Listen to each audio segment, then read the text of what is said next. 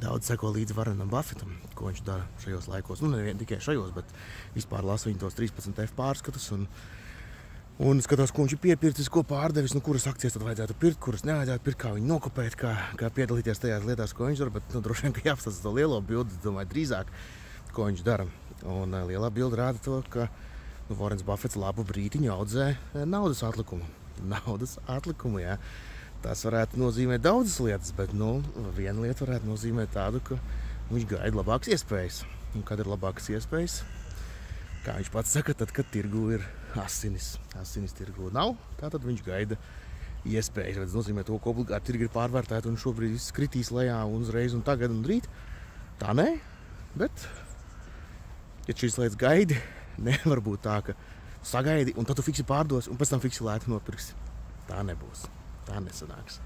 Tāpēc dari paskatīties līdzi ilgtermiņa tendencēm.